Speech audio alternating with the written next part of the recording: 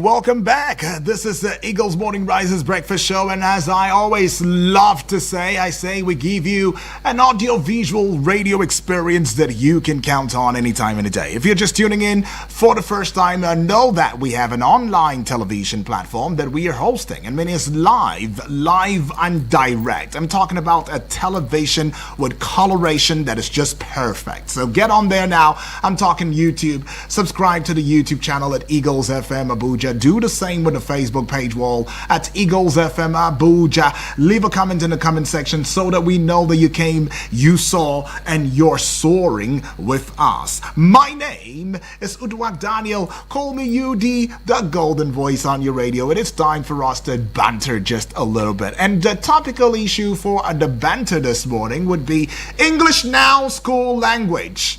English now has become school language. So Nigeria's federal government just hit the reset button on a 2022 rule that says kids from pre-primary to primary 6 should be taught in their mother tongue, like Yoruba, Igbo, Hausa, Ibibio, Efik, Idoma, Igala, stuff like that. Now, the Education Minister, Dr. Tunji Alausa, announced at a British Council conference on Wednesday, November 12 of 2025, that the mother tongue, now here's what he said, and I'm quoting it.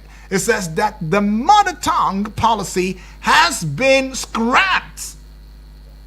And English is now the sole medium of instruction from pre-primary all the way through university. Now, where did he announce this? At a British Council conference on Wednesday, November 12th, 2025, and that was just yesterday.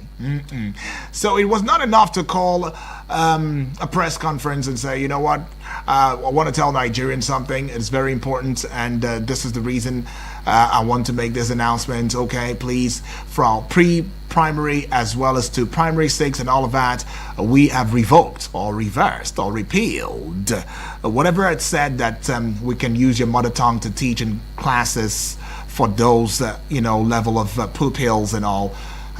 We've repealed it because it's not helping us educationally. We're not doing well in terms of the formal language that we use in communicating, in transactions and all of that. But no, it had to be at a British Council conference. And that's what quite a number of persons have been saying. Why does it have to be there?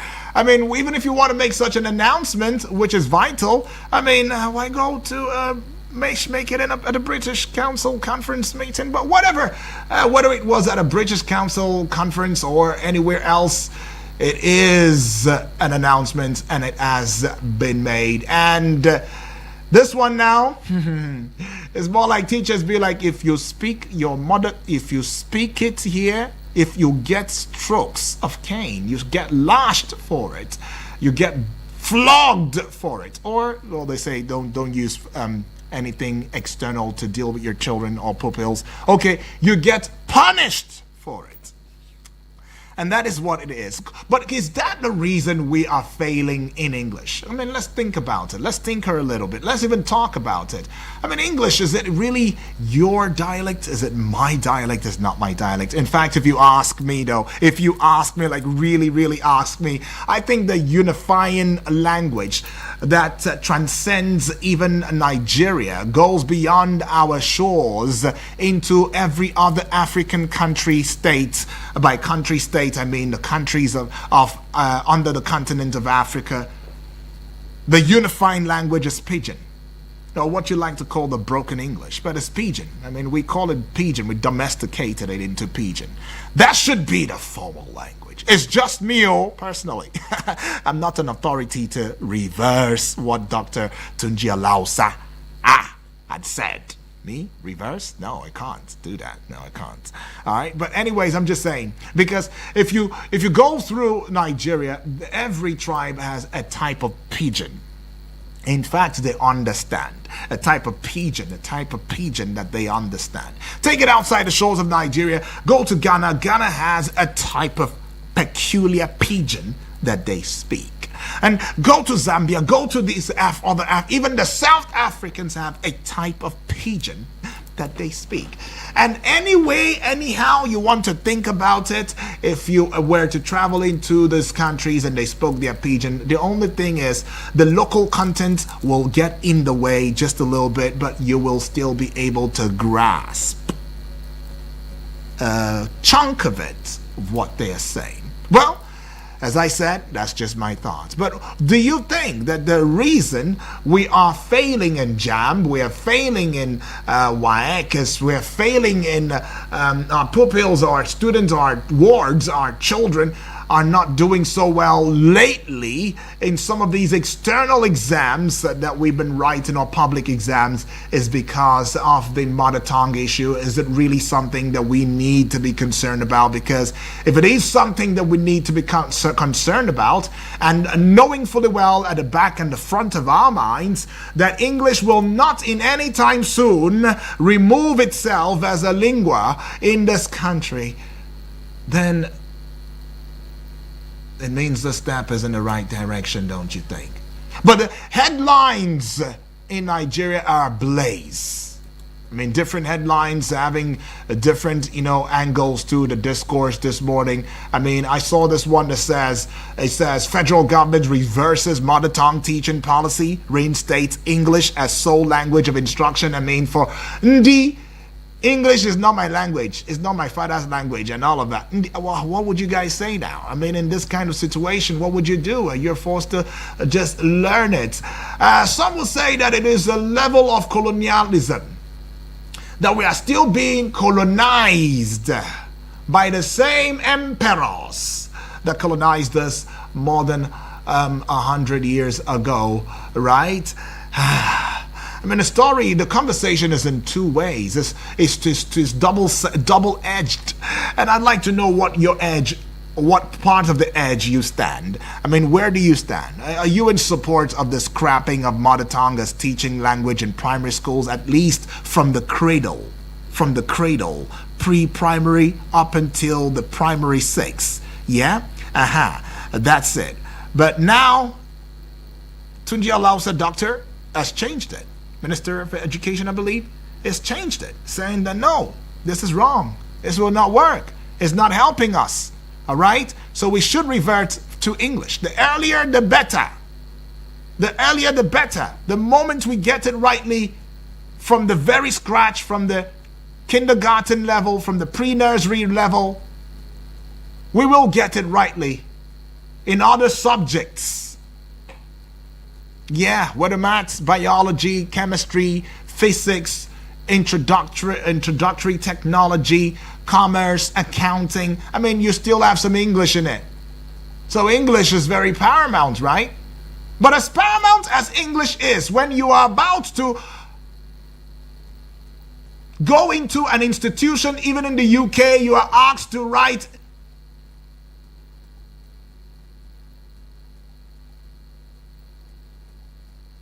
an international English assessing exams.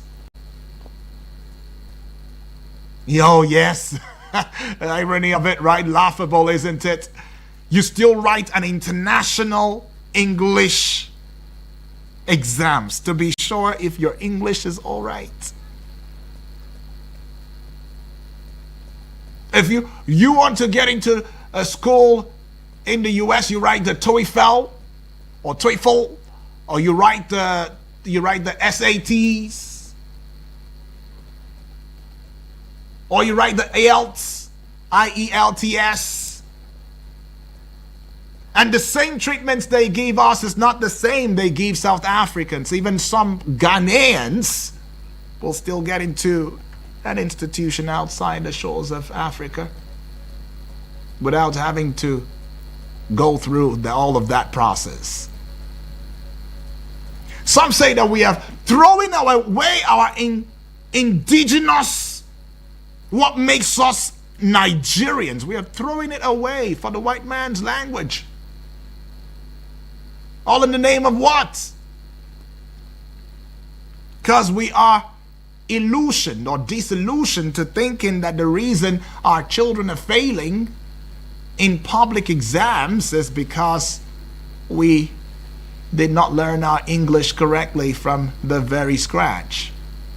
So, is this to say that English becomes the only tool language that allows for proper understanding of other subjects? Well, I'd like to know what you think, though. Hit me up already and talk to me. If we are doing this right here in Nigeria, repealing something that was there before and saying that English now replaces mother tongue language when teaching from the cradle institutions of learning. I'm talking about the pre-primary up until the primary six. What do we say about the likes of China? Well, hit me up. Let me know what you think, though. 0907-353-0044. Is it a step in the right direction or not? The other number is 0908-766-8888. The WhatsApp portal number is 0909-705-4450. And we can also take it a notch higher. Get onto the Facebook and YouTube right there and leave your comment in the comment section, and I'll be taking that call as clearly as I could and fast as I could. Taking this call now. Hello. Hello, good morning. Oh, please. Okay. Hello. Please turn it off completely. Turn it off. Turn it off, please. Turn it off. Okay. Please off the volume. I'm talking to them. Hello? All right. Thank you. All right. Okay. Can you hear me now? Yes, good morning.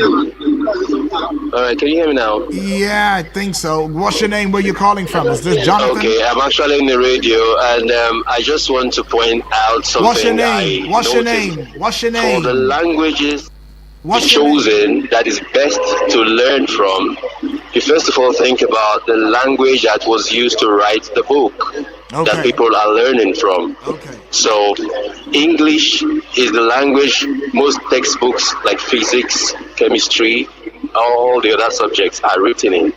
So for them to say English should be the only language to be learned with, I think it's right. Right? The Chinese people, their textbooks are written in China. So if we really want our languages to be the ones that will be taught in schools, we should write our own books, do our own researches from scratch. So it's going to take a while. It's going to take some decades, some centuries if possible.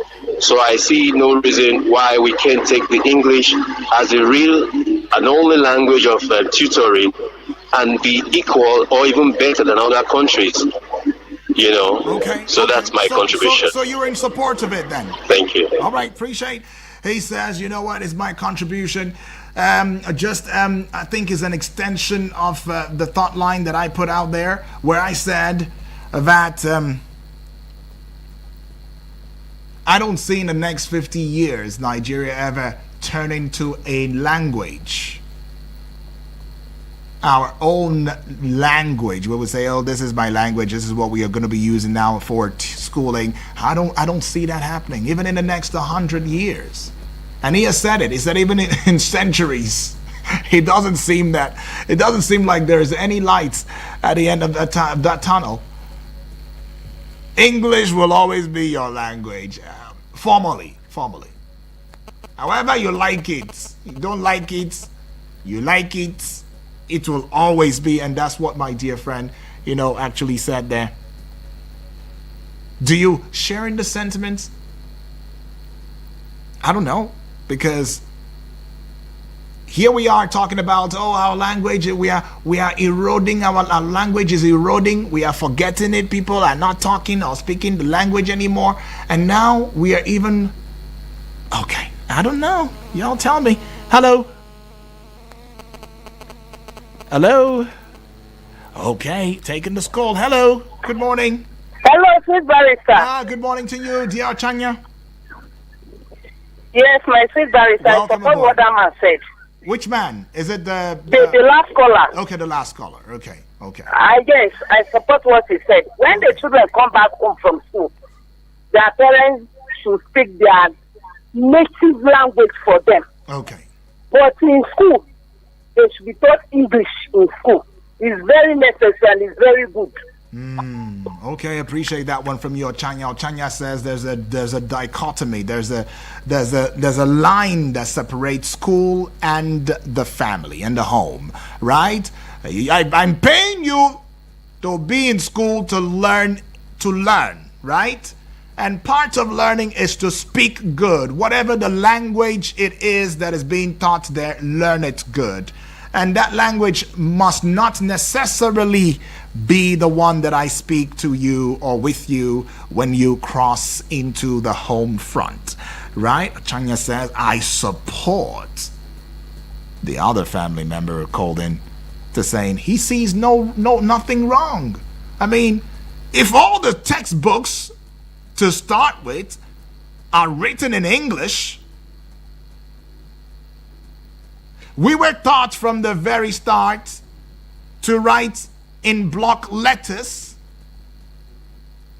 The alphabetical order, I mean, for my tribe, the alphabetical order. Can I even write it? I just know only one. Only one is playing in my head because that one looks really, really funny and interesting, and that's why I can remember that particular letter is the N, and then it has a tail. The N has a tail, so you drag it. It's even there in English too. It's even there. Is the ng sound. Right. But then, don't you think that if we indeed embrace this, we would have emboldened generations to come to thinking that even speaking their dialect was a sin, or didn't make sense, or was weird, or let's put it this way, that enough follow. There are fears that now that we were not like this, this repeal did not come, we have children in Nigeria, citizens of this great country, who have no idea about what their language sounds like. Maybe they know the sound, but they don't know what it says, what it means.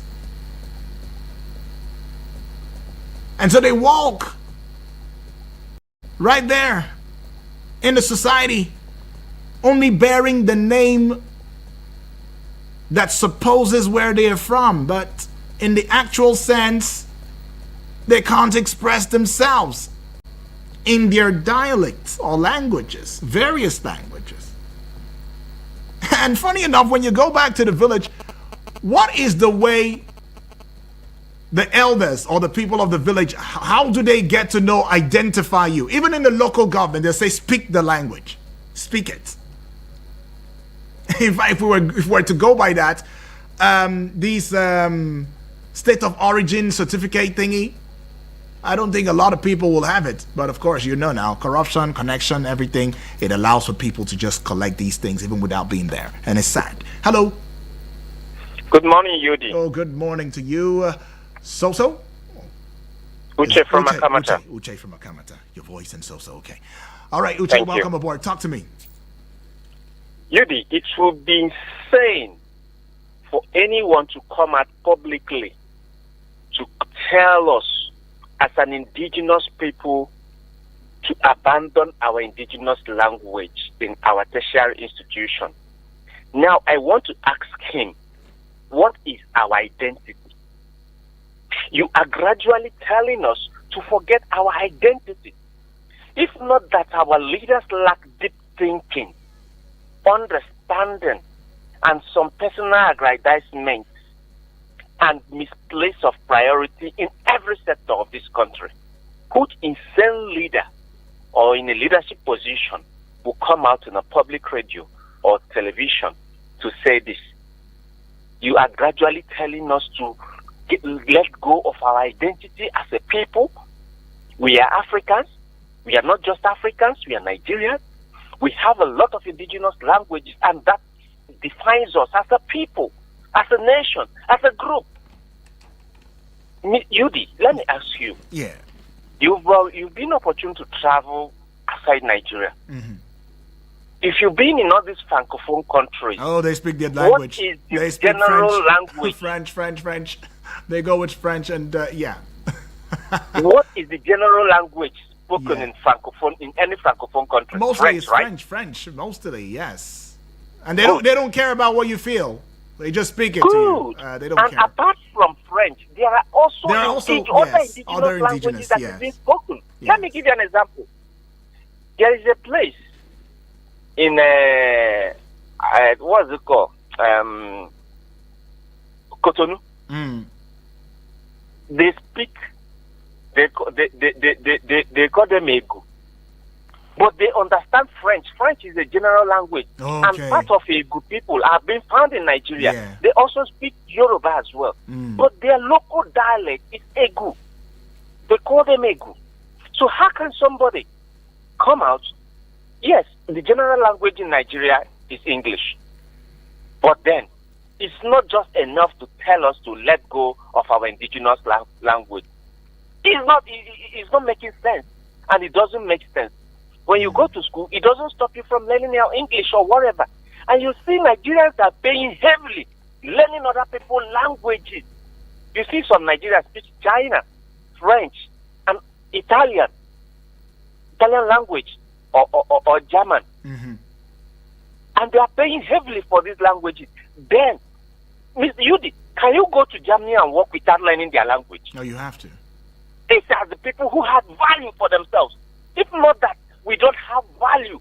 Our leaders don't have value for themselves, and they are pushing it to us, right in before us, and they want us to embrace it. Yudi, it will not work. Okay, said it will not It work. will not work. It is Work. quite unacceptable by me, and Okay. I will never key into such an idea. All right, Uche. Thank you. And he drops the mic. Ooh, that was deep.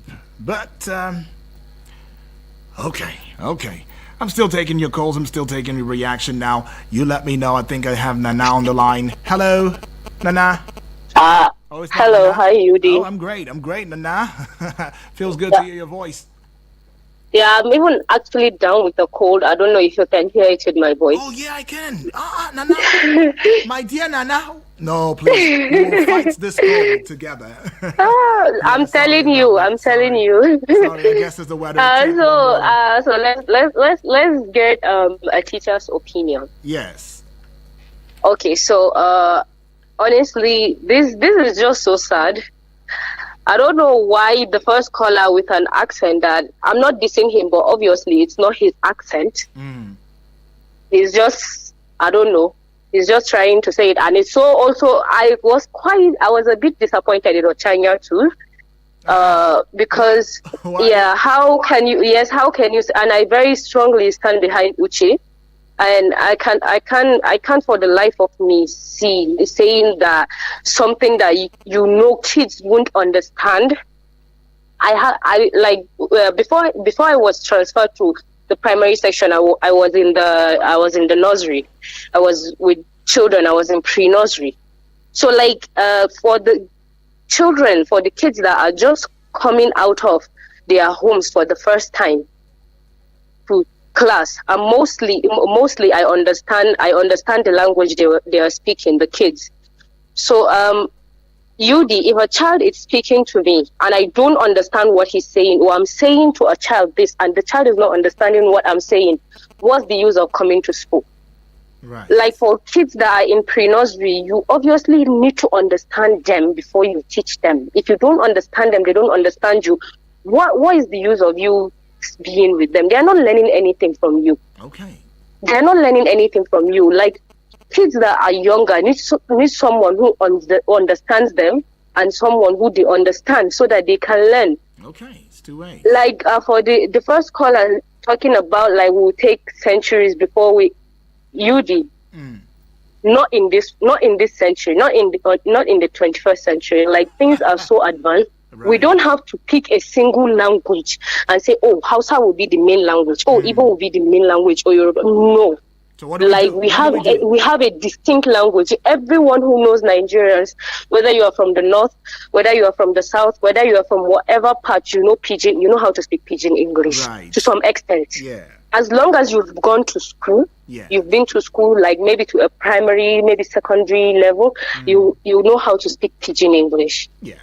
We can use Pidgin English, should maybe domesticate it and take it to a level that upgrade the level, because now when you are even speaking Pidgin English, they will think that you are not educated. Honestly. They will think that you are unintelligent, you are whatever. I get it. When I always say this, like speaking good English does not mean that someone is intelligent. Very true. Speaking good English does not make you are more smarter, you are the smartest person in the room. It doesn't work like that. Like there's so many, like listen, I can tell you that there's people in the north that I personally know that are creating things that you'll be very surprised but cannot last 1 to 2 minutes in English. So imagine now, UD, they maybe, let's divide it by the regions and say that, okay, in like places where Hausa is the most spoken language, or in places where Igbo or Yoruba, in the states that we know that those are the highest numbers of like most of the people there know this language. Let's say, for example, someone in I don't know, primary to secondary, when they are doing like, I don't know, vocational, teaching them things, and they have someone who speaks their language, who will tell them that this is how to do this. This is, you put this here, you put this here, and it will give you here. Really, don't you think that that thing will enter their brain so much that they can do it? They will remember, like, oh yes, I remember. Right. Even me, there's some English that they'll speak to me, I will not understand it. I'll just be looking at you, It's general. like seriously. And I'm telling you, Yeah. I see, sometimes I speak. I'll just keep quiet. There's sometimes, and I'm telling you, I teach English. I'm teaching English and literature. Now, there's some days that I want to speak that English. It will be in my mouth. I will not know what to say. I'll tell the person, I'll say to me, I cannot speak this English. I'll speak it in mixed language if you understand, if you don't understand. But at least Pidgin bridges us, you understand? I get that. It is a mixture of English and our language. Yeah. You don't have to have an A++ in English in Korea to be successful. True. In South Korea, in China, in Japan, and they are like one of the most advanced countries in the whole of the world. So are you seeing the smartness behind the technique they are using in teaching their kids? Yeah, they teach them in their language and they succeed. I see that. The English, you can learn it. Like when you want to go and study abroad, by all means, do whatever you want to do. And like, how many, you know that we, the masses, are much more, our numbers are much more higher than the ones that can afford to go and learn outside of the country. Yeah. Well, seriously, this is not something to even stay and be debating about. Okay. Like, this language is the one that this is what we are supposed to be doing, not like telling someone that they must. If a child is coming from home that they don't know how to speak English at home, let's say maybe a 4 years old, because pre-nursery start from 3 to 4 years old, they don't know what you are saying to them. How will they learn? They won't learn anything. Okay. They will learn. I get that. So please, let's just keep this matter of carrying English on our heads. Like Uche said, we are Africans, and we are not only Africans, we are Nigerians. We have our own distinctions. We have things that put us apart from others. So That's please, right. let's just focus on the one that we have and try to upgrade it, not like downgrading our own and then lifting the languages of others. Okay. Appreciate it, Nana. I Yeah. still think English sucks though. Bye. Okay. All right. Cool. That was a stretch of it. Though. But I was going to share a sentiment, and that sentiment would be the part where Nana mentioned somebody who probably is highly skillful. Take, for example, within the northern region there, is making a name for himself or herself with their skill, with what they do, maybe songs and all of that, but they just don't speak English, they don't communicate in English. Would you now say that such a person is not successful just because they don't understand English? Well. I was gonna say, that's why they're saying try to learn the English for acceptability or acceptance, so to speak. For universal acceptance, yeah, and understanding. In the sense that when you sing your song, And take, for example, another part of Nigeria, or even outside Nigeria, let's say the UK. Now, you've gained international traction, and they want you, for an interview. So you'll be able to express yourself too using a universal language parameter. But if you were to put the same example against or pari passu, juxtapose it with the Chinese and even the Koreans, it will shock you that